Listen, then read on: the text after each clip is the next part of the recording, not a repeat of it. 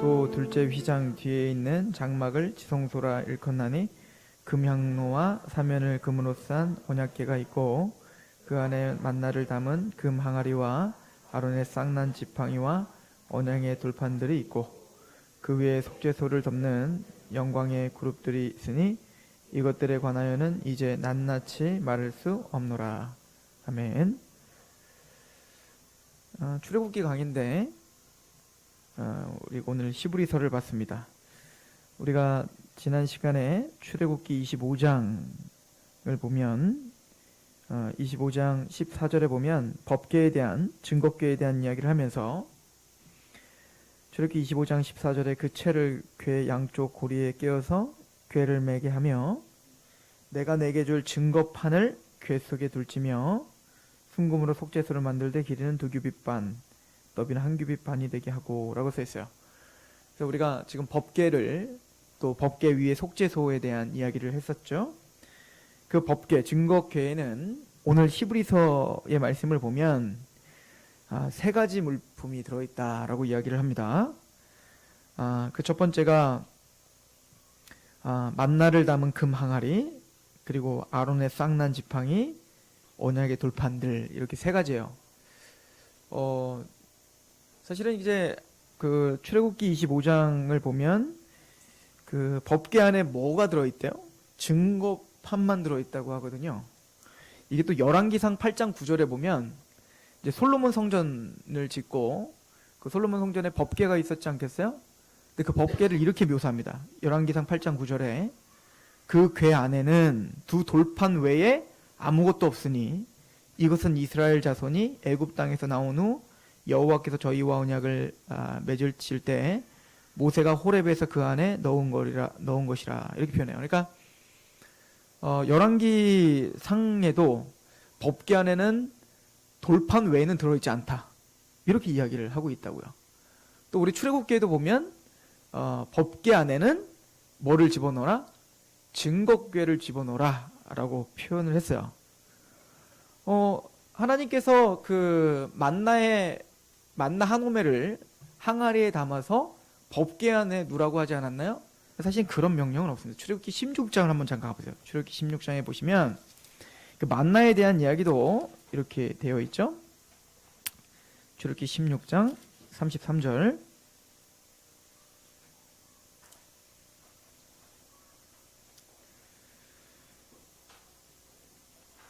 또 모세가 아론에게 이르되 항아리를 가져다가 그 속에 만나 한 오매를 담아 여호와 앞에 두어 너희 대대로 간수하라. 이 법궤에 누라는 얘기는 아니고 여호와 앞에 둬라 이렇게 표현을 했다고요.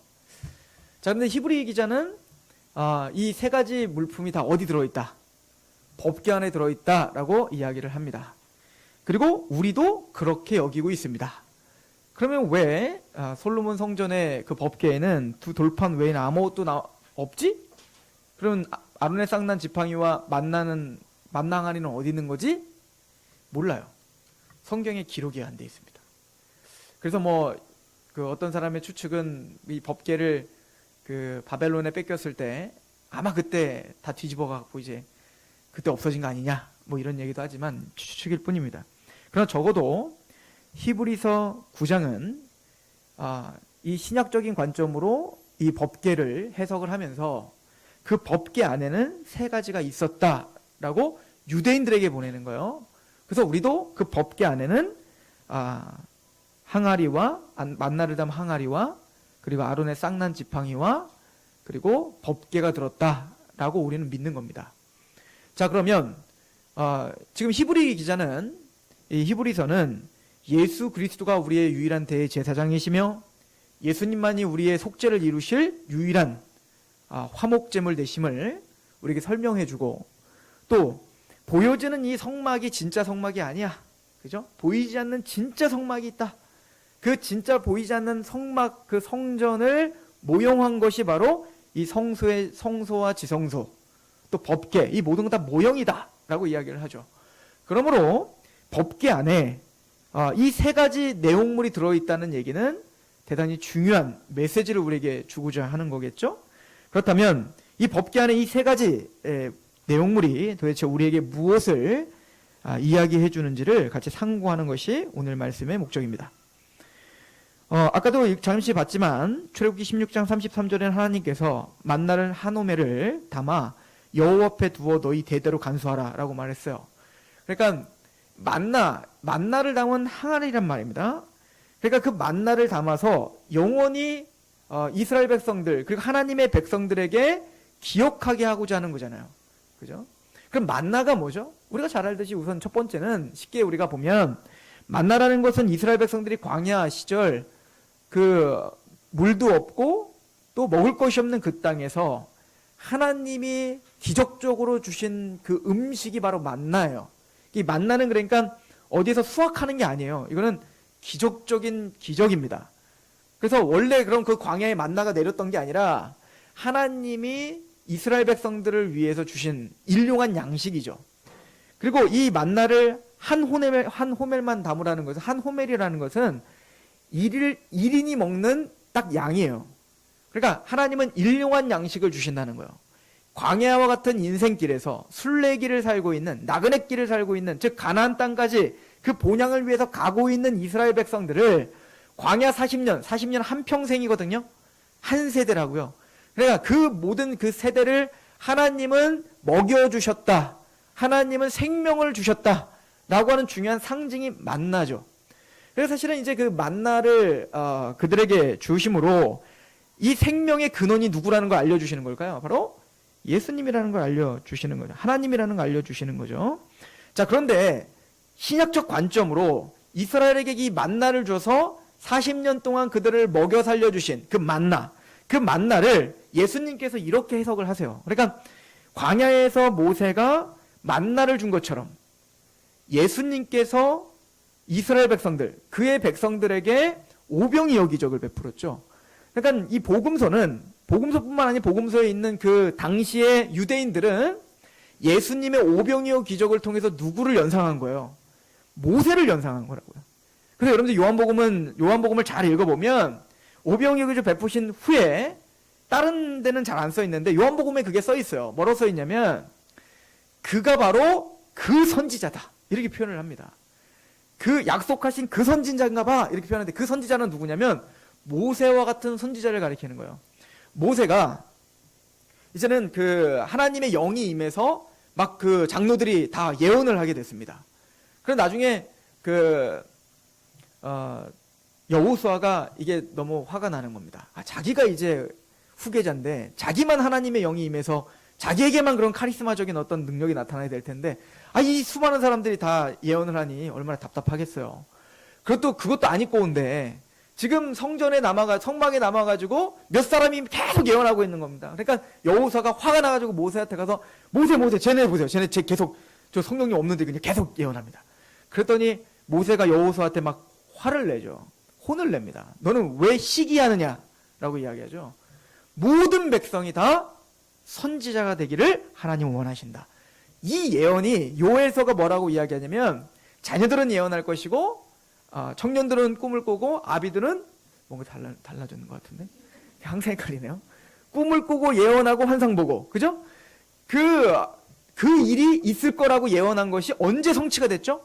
오순절 성령 강림 때 성취가 되는 거예요. 그래서 오순절 성령 강림 때 사도행전의 2장에 보면 요엘서가 예언했던 바로 그 성취가 오늘 이루어졌다라고 이야기를 한다고요. 그래서 그들이 성령의 감동을 받아 하나님의 큰 일을 선포하는 거예요. 그러니까 복음을 선포하는 우린 다 선지자들이 됐다고요. 하나님의 말씀을 맡아 선포하는 우리가 그런 사명자들이 된 거란 말이에요.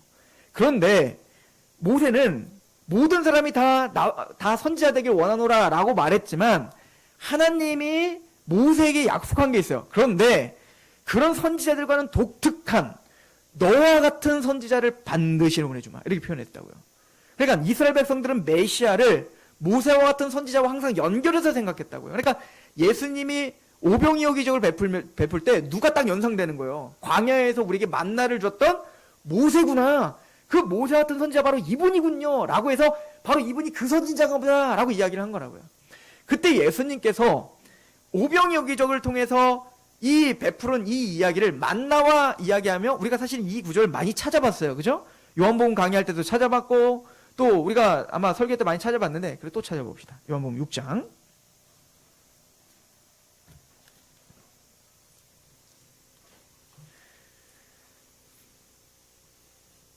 35절부터 볼게요.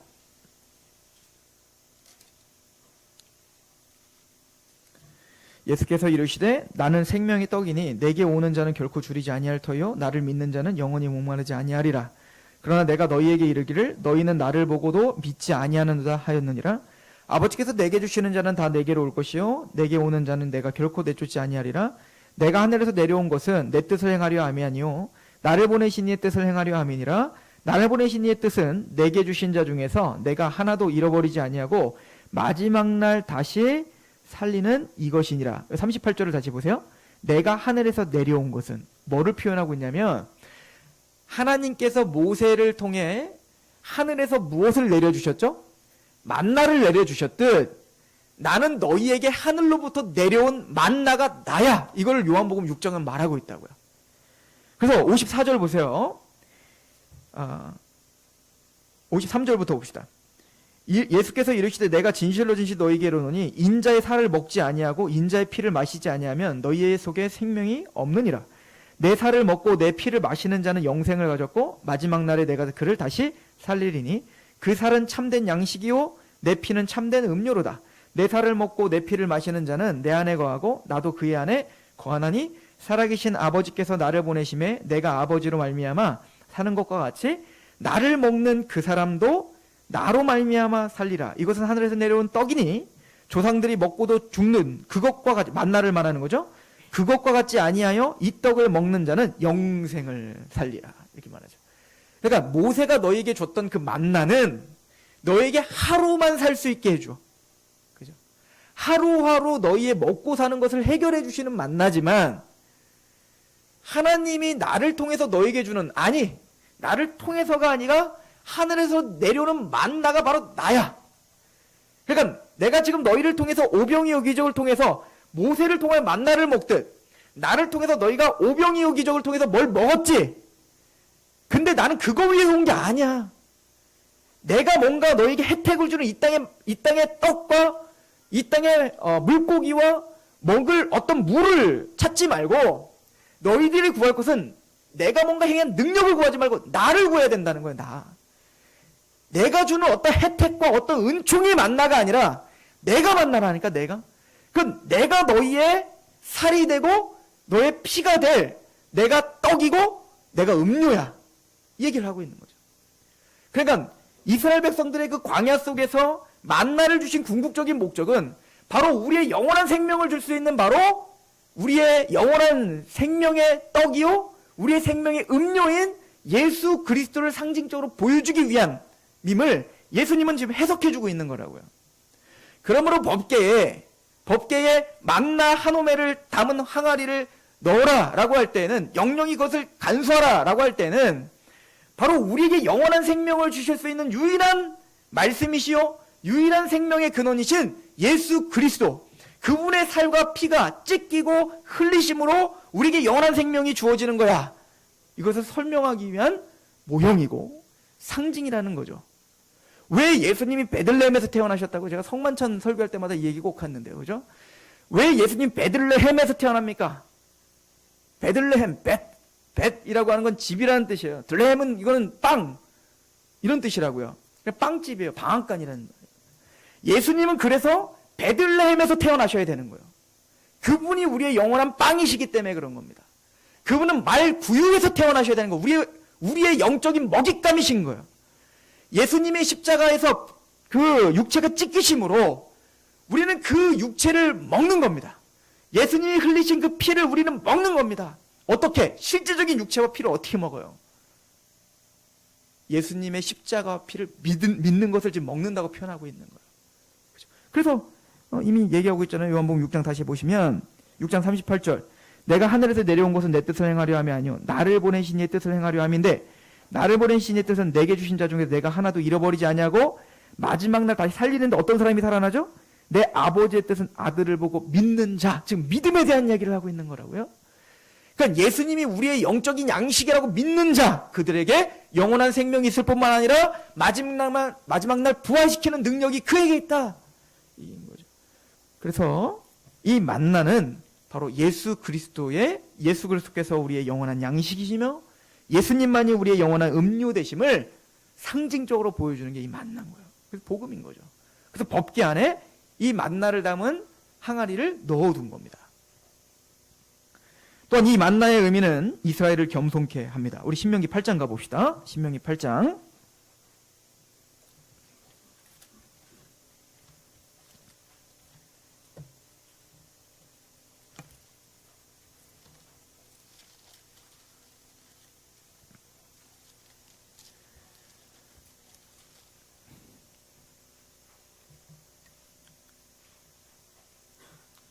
(8장) 3절입니다. 2절부터 볼게요. 내 하나님 여호와께서 이 40년 동안에 내게 광야길을 걷게 하신 것을 기억하라. 이는 너를 낮추시며 너를 시험하사 내 마음이 어떠한지 그 명령을 지키는지 지키지 않는지 알려 함이라. 너를 낮추시며 너를 줄이게 하시며 또 너도 알지 못하며 내 조상들도 알지 못하던 만나를 내게 먹이신 것은 사람이 떡으로만 사는 것이 아니요 여호와의 입에서 나오는 모든 말씀으로 사는 줄을 내가 알게 하려 하심이라. 잘 보세요. 이스라엘 백성들에게 하나님이 광야로 인도하신 것은 그의 뜻이 있습니다. 그 뜻은 뭐죠? 하나님을 의지하지 않고는 죽는 인생이다 라는 것을 훈련시켜야 됩니다. 그러니까 가나안 땅과 광야는 전혀 달라요. 가나안 땅은 내가 노력해서 씨를 뿌리면 열매를 거둬들일 수 있는 땅이에요. 그러니까 광야는 아무리 거기다 씨를 뿌리고 아무리 노력해도 죽었다 깨나도 거기서 스스로 음식을 찾아낼 수 없는 곳입니다. 하나님은 이스라엘 백성들을 그 광야 땅으로 일부러 내몰았다는 겁니다. 왜 내몰았냐면 너희를 낮추려 한다는 거예요. 너희를 낮춰 그런 낮아진 마음으로 가나안에 가기를 원했던 겁니다. 왜? 가나안 땅에 가서 열매를 맺을 때 이것이 자연의 원리로 그냥 내 노력과 내 힘으로 열매를 맺은 게 아니라 하나님의 전적인 은혜군요. 광야에서 만나를 먹은 것만 은혜가 아니라 그것을 통해서 우리는 훈련받아 가나안 땅에 들어간 이방인들처럼 똑같이 농사짓고 열매를 맺는데 그것은 내 노력이 아니라 하나님의 이것도 은총이군요를 고백하게 하기 위함이잖아요. 그래서 뭐라고 이야기하냐면 너를 낮추시며 너를 줄이게 하시며 또 너를 알지 못하는 내 조상들도 알지 못하던 만나를 내게 먹이신 것은 사람이 떡으로 사는 게 아니라 여호와 입에서 나오는 모든 말씀으로 사는 걸 알게 하려는 거예요. 떡으로 살지 어떻게 말씀으로 살아요? 먹고 살아야죠. 돈이 필요하죠. 근데 하나님의 백성들은 우리가 진짜 사는 것이 돈과 떡과 무엇으로 사는 게 아니라 하나님의 말씀으로 우리가 진짜 사는 거야를 고백하게 만들겠다는 거예요. 그게 우리가 순례의 길을 걸어가는 목적지입니다. 이거 고백하게 하는 거거든요. 그러니까 보세요. 하나님의 은총이 없으면 만나는 먹을 수 없는 겁니다. 또한 하나님이 만나를 먹을 때 원칙이 있어요. 반드시 한 사람은 한 호멜씩을 가져야 됩니다. 만약에 한 호멜이 아니라 더 욕심을 부려서 더 가지고 오면 다 썩어버려요. 또한 안식일 날은 나가서 호멜을 주우면 안 됩니다. 그 만나를 주우면 안 돼요. 주울 수도 없어요. 안 내려. 그러니까 안식일 전에 어떻게 해야 돼요? 2배를 가져와야 돼요. 근데 2배를 가져오는데 더 많이 가져오면 어떻게 될까요? 없어요. 썩어져 버리는 겁니다. 또 만약에 그래 한 호멜만 가지고 있다가 오늘은 식욕이 안 땡기니까 조금 남겼다가 내일 한꺼번에 더 먹어야지 썩어버려요. 이런 과정을 통해서 내가 살아가고 있고 내가 호흡하고 있고 내가 먹고 사는 것은 내 마음대로 내 뜻대로 하는 게 아니라 하나님의 말씀에 순종할 때 사는 거네를 삶을 통해서 알게 하는 거라고요. 그게 만나요. 그러므로 그 만나를 이스라엘 백성들에게 법궤에 넣어서 영원히 대대로 간수하라 할 때 그 법궤를 바라보면서 뭐를 생각해야 될까요? 우리는 그 하나님의 말씀에 순종할 때 산다. 그 하나님의 말씀이 우리를 살게 한다. 이거를 고백하는 게 만나였던 겁니다. 다시 말씀드리지만 그 만나는 근데 우리가 그 말씀에 순종한다는 것은 우리의 영원한 만나요. 우리의 영원한 양식이신 예수 그리스도의 복음 앞에 순복하는 거, 이것이 우리에게 영원한 생명입니다. 이걸 고백하게 하는 거예요. 그래서 요한계시록에 보면 이기는 자에게는 감추인 만나를 주겠다 이렇게 표현합니다. 근데 그 만나가 어떻게 돼 있대요? 감춰져 있다는 거예요. 지금까지 설명하는 걸 보면 그 만나는 뭘 설명하고 있죠? 바로 복음을 설명하고 있는 겁니다. 즉 십자가를 설명하는 겁니다. 예수 그리스도를 설명하는 겁니다.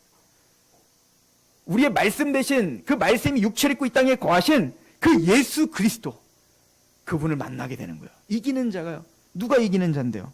우리 계시록 17장 보세요. 이기는 자는 이만희가 아니고 어떤 특별한 리더들만 이기는 자가 아니에요. 여러분들이 이기는 자입니다. 요한계시록 17장 14절 보세요. 자, 요한계시록 17장은 음녀에 대한 심판을 명합니다. 음녀가 어떻게 이 세상을 유혹하고 또 이 세상을 파멸로 이끌어가는지를 설명한 다음에 14절, 그들이 어린 양과 더불어 싸우려니와, 즉 세상은 어린 양과 싸웁니다.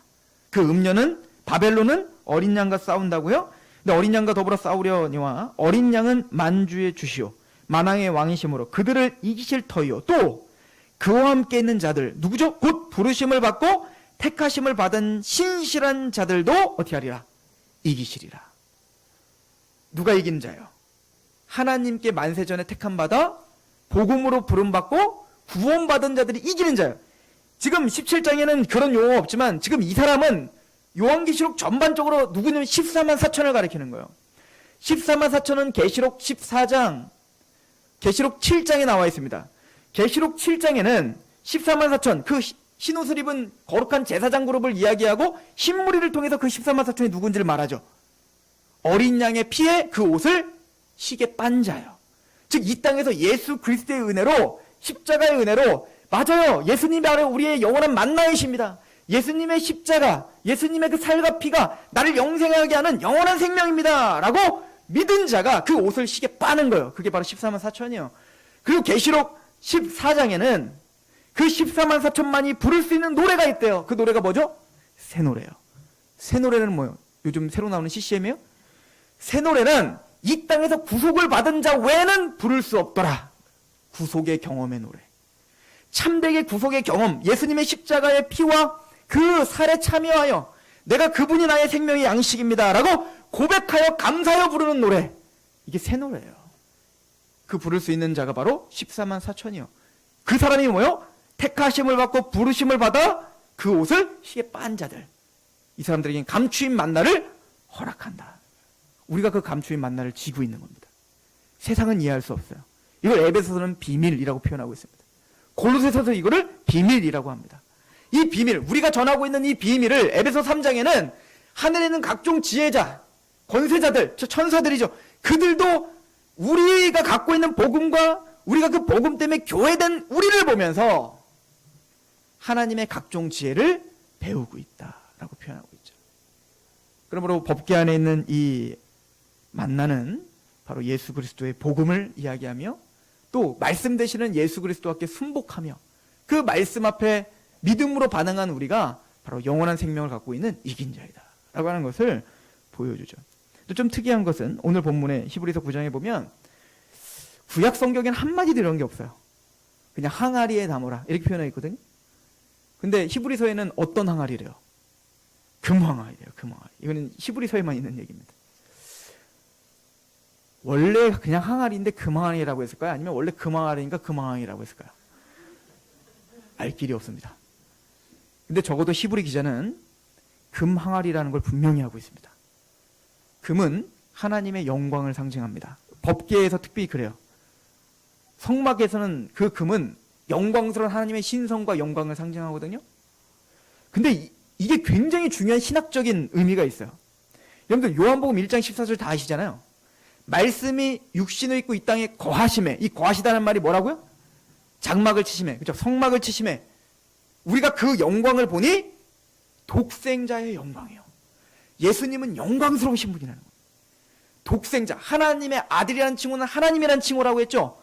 예수님은 말씀을 입고 이 땅에 육신을 입고 우리와 똑같은 인간으로 오셨지만 그분의 영광을 보니 독생자의 영광이에요. 그분은 영광스러운 분이라고요. 그분은 하나님이시라고요. 그런데 그 영광이 가득한 그 영광을 보면 독생자의 영광인데 그 안에 뭐가 충만하더라? 은혜와 진리가 충만하더라. 영광스러우신 하나님이신 그 예수 그리스도 안에 은혜와 진리가 충만한 거예요. 그 예수 그리스도 안에만 은혜와 진리가 있는 거예요. 그걸 상징적으로 보여주는 겁니다. 예수님은 영광스러운 하나님이십니다. 독생자의 영광을, 그래서 금항아리예요. 그 안에 우리의 생명이 있는 겁니다. 성경은 바로 예수님만이 우리의 생명의 근원이심을 선포하고 설명하는 거예요. 그리고 그 앞에 신명기 아까 8장에서 읽었던 것처럼 우리는 그 앞에 겸손해지고 낮춰지기를 원하는 겁니다. 떡으로 사는 게 아니라 하나님이 위해서 나는 말씀으로 산다. 우린 그리스도 안에서 예정받았고 예수 그리스도 안에서 구속받았고 예수 그리스도 안에서 우리의 모든 구원은 완성되며 하나님의 나라는 완성되는 거예요.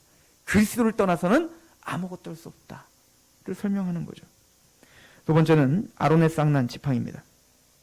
이 아론의 쌍난 지팡이는 민수기 16장, 17장, 18장을 여러분들이 좀 쭉 읽어야 되는데 민수기 16장에는 어떤 내용이 나오냐면 바로 아론과 모세를 대적하여 고라가 반역을 저지릅니다. 이 고라가 반역을 저지르는 사건을 통해서 많은 물품들이 나타나는데 이 고라가 이 레위 지파예요. 사실은 레위 지파는 하나님이 선택을 하셨죠. 다른 지파에는 기업을 다 줬지만 레위 지파는 기업을 안 줬습니다. 왜냐하면 레위 지파는 성막을 같이 봉사하는데 함께 하는 지파예요. 그러니까 굉장히 영광스러운 지파 아니겠어요? 그것도 영광스러워요.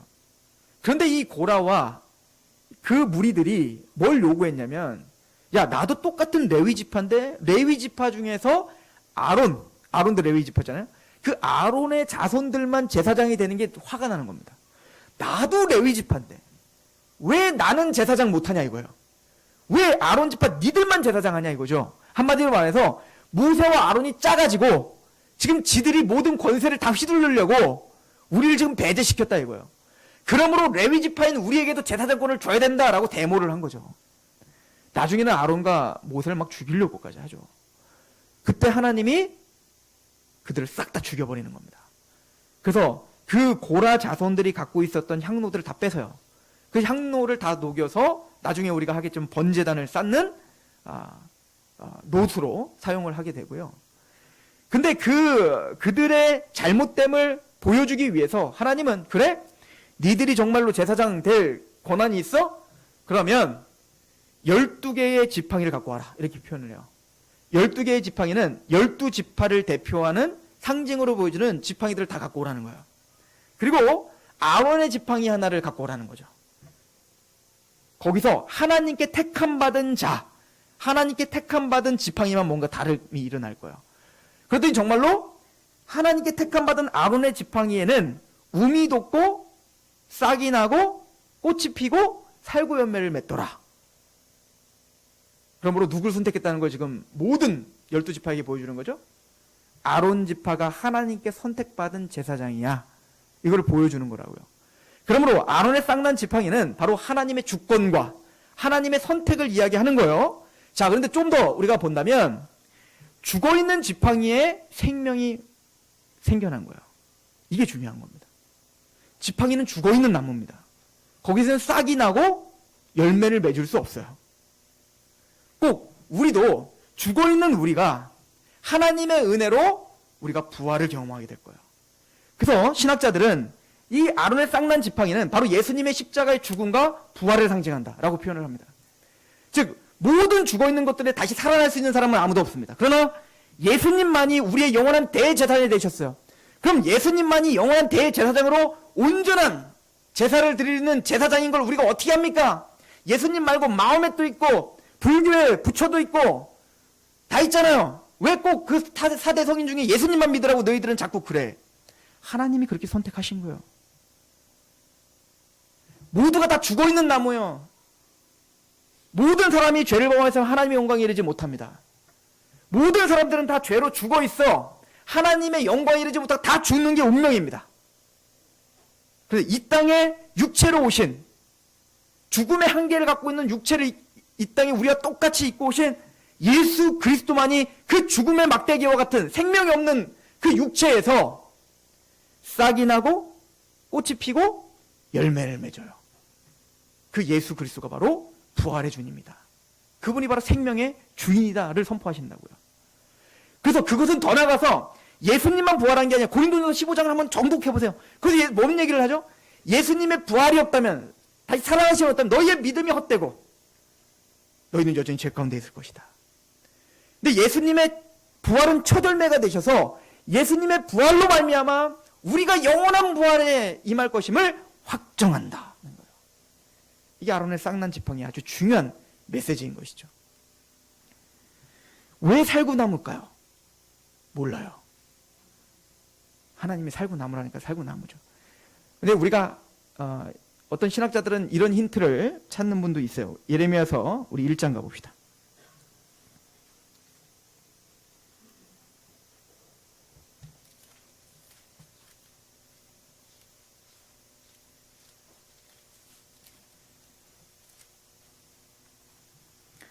예레미야서 1장 11절을 보시면 여호와의 말씀이 또 내게 임하니라. 이르시되 예레미야야 내가 무엇을 보느냐 하시매 내가 대답하되 내가 살구나무 가지를 보나이다. 예레미야에게 환상을 하나 보여준대. 어떤 표적을 보여줬는데 뭘 봐냐? 그랬더니 살구나무 가지가 보입니다. 이렇게 말했어요. 그랬더니 하나님이 이걸 이렇게 해석해 주시죠. 12절 같이 읽어볼까요? 시작. 여호와께서 내게 이르시되 내가 잘 보았다. 이는 내가 내 말을 지켜 그대로 이루려 함이라. 살구나무를 보여주고 하나님이 그 살구나무 가지를 통해서 확증하시려고자 하는 것은 하나님의 말씀, 하나님의 언약을 반드시 성취한다. 하나님의 신실하심을 표현하죠. 만약에 이 말씀과 우리가 연결지어서 혹시 본다면 예수 그리스도가 우리의 생명의 근원이시고 그 예수 그리스도를 통해 우리에게 주신 복음, 그 복음은 신실하여 변하지 않고 반드시 성취된다는 확증이 되겠죠. 그래서 우리는 이 아론의 쌍난 지팡이를 통해서 첫 번째는 예수 그리스도의 모형을 봅니다. 예수님의 십자가와 부활과 생명의 근원 되시는 예수님을 발견합니다. 두 번째는 만나에서처럼 예수님을 통해서 우리에게 허락하신 그 언약이 신실하심을 선포하겠죠. 세 번째는 바로 선택인 거예요. 하나님의 주권입니다. 여러분들 그래서 이 민수기 16장에는 그 고라 자손들이 반역을 저지르는 걸 봐요. 그래서 이 17장에는 민수기 17장에 뭐라고 하냐면 그 아론의 쌍난 지팡이를 여호와 앞에 두고 대대로 이스라엘에게 표징이 되게 하라라고 이야기해요. 표징이 되어서 이스라엘로 하여 더 이상 범죄하여 죽는 일이 없도록 하라. 이 얘기는 뭐예요? 이스라엘 백성들이 이제 법궤 앞에 설 때 그 안에 아론의 쌍난 지팡이를 통해서 표징이 되어야 되는 거예요. 기억해야 되는 거예요. 고라의 반역을 기억해야죠. 하나님의 주권 가운데 세우신 그 제사장을 배반했을 때, 그를 대적하여 또 다른 제사장을 세우려고 했을 때 그들은 죽임을 당했다라고 하는 경고를 들어야 되는 겁니다. 오직 우리에게 영원한 생명을 줄 수 있는 속죄를 가능하게 하는 제사장은 하나님이 선택한 아론의 제사장밖에 안 돼요. 그래서 민수기 16장의 고라의 반역 이야기, 17장의 그 아론의 쌍난 지팡이를 법궤 앞에 두라라는 이야기, 그리고 18장에는 어떤 얘기? 제사장의 사역이 무엇인지 설명하는 겁니다. 그러니까 하나님이 얼마나 체계적으로 우리에게 지금 설명하고 계시는 거냐고. 아무도 그 제사장권에 대항하지 못하게 하는 거예요. 그래서 고라의 향로를 다 뺏어다가 그걸 녹여 번제단을 씌우는 걸로 세워져. 이건 나중에 더 자세하게 할 거고요. 그런 다음에 하나님이 이제는 그 고라 자손들을 싹 다 죽였어요. 그러니까 이스라엘 백성들이 어떻게 했냐면 이 정도 됐으면 정신 차리고 하나님 앞에 굽복하고 아론에게 머리를 조아려야 되는 거 아니에요? 근데 이 무지한 백성들이 모세와 아론을 죽이려고 합니다. 웃기죠? 니네 때문에 죽었다 이거야. 니들 때문에 지금 그 고라 자손들 그 몇천 명이 죽었다 이거예요. 그래서 하나님이 너무 화가 나셔서 다 죽여버리려고 합니다. 이스라엘을 싹 다 죽이려고 합니다. 그때 모세가 아론에게 명령을 내립니다. 넌 빨리 가서 네 향로를 들고 가서 제사를 드려라. 그때 그 향로를 가지고 가서 제사를 드렸더니 하나님의 저주가 없어집니다. 지금 하나님은 뭘 보여주고 싶은 걸까요? 나를 대적했던 너희들, 원래는 다 죽어야 되는 너희들이다. 그러나 아론의 제사장권은 그 은혜를 베푸는 유일한 통로다. 그 아론의 제사장, 선택받은 그 제사장으로 말미암아 나와 너희가 화목할 수 있으며 너희의 저주가 끊기는 거다를 통해 우리의 영원한 대제사장이신 예수 그리스도의 하나님의 주권적 선택과 그 하나님이 유일무이한 그 예수 그리스도의 제사장권으로 우리의 모든 죄가 끊기고 저주가 끊어졌음을 선포하는 게 바로 아론의 쌍난 지팡이를 통해서 배울 수 있는 복음인 거죠. 세 번째는 십계명의 돌판입니다. 이 두 돌판은, 첫 번째 돌판은 깨졌죠? 이미 깨졌다고요. 우리는 이미 이걸 상고했었어요. 모세가 이스라엘 백성들에게 하나님이 당신들에게 법을 준다고 합니다. 어떻게 하겠습니까? 그랬더니 이스라엘이 어떻게 했어요? 주시기만 하십시오. 내가 다 지켜 행하겠습니다. 그래요? 약속했습니다. 난 그러면 이제 하나님께 올라가서 계약서 받아올게요. 그 계약서가 뭐였어요? 두 돌판이었다고요. 그래서 모세가 시내산에 가서 40일 동안 이제는 호렙산에서 그 두 돌판을 받아옵니다. 그래서 이제 잉크도 마르기 전에 하나님 화가 나셨다고 했어요? 왜요? 다 지켜야 했습니다 라고 했던 이스라엘 백성들이 그 돌판이 내려오기도 전에, 잉크도 마르기 전에 금송아지 만들어 놓고 우상 숭배했죠. 모세가 그거 보고 화가 나고 다 부셔버렸어요. 야, 모세 성질 더럽다. 이 얘기가 아니에요. 하나님의 법 앞에 모든 인간들은 그 율법의 돌판을 깨버린다 이거예요. 우리는 그 율법을 지킬 수 없고 그 율법을 파괴하는 자들이다. 이 얘기를 상징적으로 보여주는 겁니다. 그래서 하나님은 그렇게 율법을 지키지 않고 그 율법 앞에 죽임을 당하기에 합당한 이스라엘 백성들인데, 그런 우리인데, 하나님은 그런, 이거 생각해 보세요. 이게 얼마나 두려운 일이에요. 하나님이 애지중지 직접 파서 그러신 일이 없거든요. 성경에는 하나님이 직접 손가락으로 파시는 일이 몇 번밖에 안 나요. 3번 나요.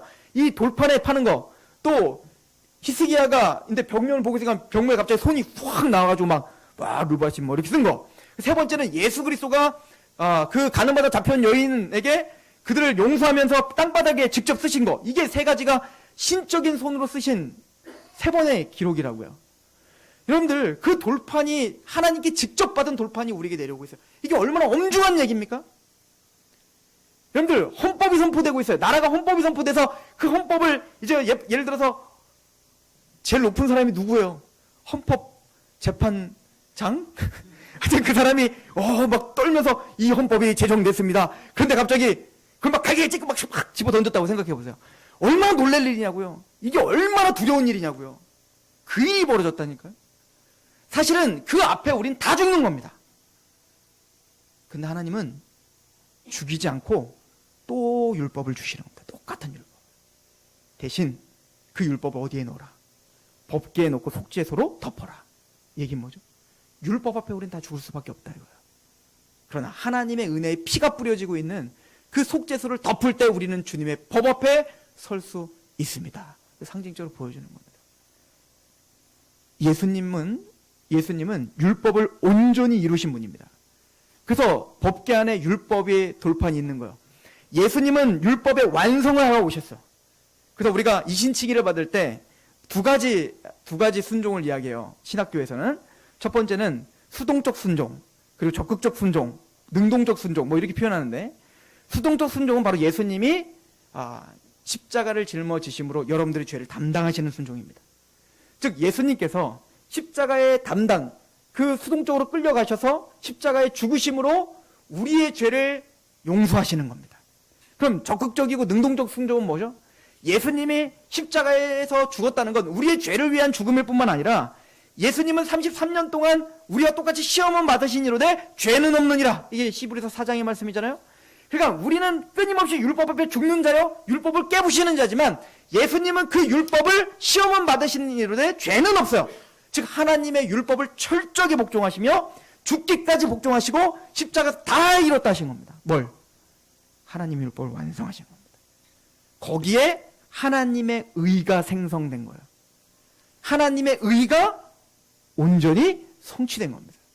그리고 우리가 잘 아는 말씀 고린도후서 5장 21절에 그가 죄 없으신 그를 우리를 대신하여 죄로 삼으신 것은 즉 그 수동적인 순종으로 우리의 십자가에 달리심으로 우리의 죄를 담고 내가 죽어야 되는, 내가 당할 저주를 예수님 대신 당하신 것은 우리로 하여금 하나님의 의가 되게 하려 하십니다.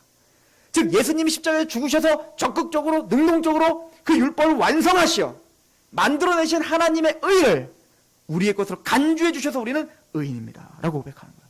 우리의 죄는 예수님께 전가되고 예수님이 완성하신 하나님의 의는 우리에게 전가되어, 이거를 루터는 위대한 교환, 의의 교환이라고 표현하는 거예요. 그래서 법계 안에 계명이 있는 겁니다. 오직 예수님만이 율법의 완성이십니다.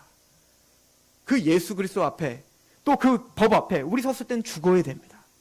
그런데 예수 그리스도의 십자가의 피가 뿌려지는 속죄소와 덮여짐으로 우리는 그 은혜의 보좌 앞에 때를 따라 돕는 은혜를 얻기 위하여 담대히 나아갈지니라. 우리가 이 자리에 예배자로 있는 거, 여러분들이 숨을 쉬며 하나님 앞에 사는 거, 또 그 영원한 소망을 바라보며 기뻐할 수 있는 거, 예수 그리스도의 은혜인 줄 믿으시기 바랍니다. 아론의 쌍난 지팡이, 만나의 금항아리, 그리고 이 십계명 모두 예수 그리스도를 상징하며 그 예수 그리스도 앞에 겸손하게 찬양해야 되고 마땅히 영광을 드려야 될 우리의 모습을 보여주고 있습니다. 이 말씀 들고 한 주간도 겸허히 입으로 떡으로 사는 게 아니라 여호와 입에서 나오는 하나님 말씀으로 삽니다. 십자가의 은혜, 그리스도 안에서 우리가 구속을 완성합니다. 그 고백하며 승리하신 저와 여러분 되기를 축원합니다. 기도하겠습니다. 하나님 아버지, 너무나 감사합니다. 우리가 그냥 읽고 지나갔던 성막의 모든 물품들, 특별히 법궤와 그 안에 있는 만나의 항아리, 아론의 쌍난 지팡이, 또한 그 법궤를 통해 우리에게 주시고자 하는 십자가의 은혜가 무엇인지를 배웁니다. 이스라엘 백성들에게 그의 40년 동안 전 인생을 통해 깨닫게 하시려고 했던 그 메시지, 그 겸손과 오직 여호와의 입으로 나오는 말씀으로 산다라고 하는 그 진리가 우리를 인도하는 능력이 되게 하옵소서. 그 십자가 앞에 겸허히 또 겸손하게 서 있는 예배자가 되게 하옵소서. 예수님의 이름으로 감사하며 기도합니다.